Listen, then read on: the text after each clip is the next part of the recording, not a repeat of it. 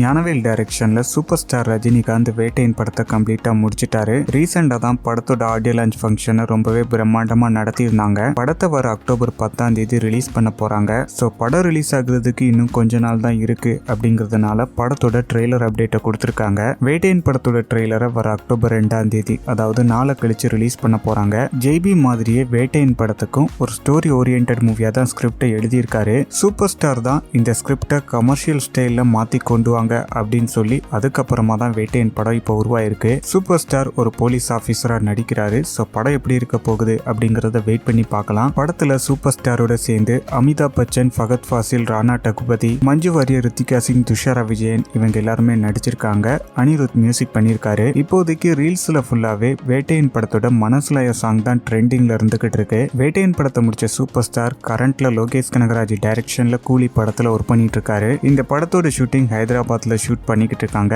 இந்த படத்தையும் இந்த வருஷத்துக்குள்ளேயே ரிலீஸ் பண்ண பிளான் பண்ணிருக்காங்க. கூலி படத்துக்கு அப்புறமா சூப்பர் ஸ்டார் ஜெயிலர் படத்தோட செகண்ட் பார்ட்ல ஒர்க் பண்ண போறாரு. இந்த படத்துக்கான ஸ்கிரிப்ட் ஒர்க்கை கம்ப்ளீட் பண்ணியாச்சு அப்படிங்கறத நெல்சனே ரீசெண்டா அப்டேட் பண்ணியிருந்தாரு.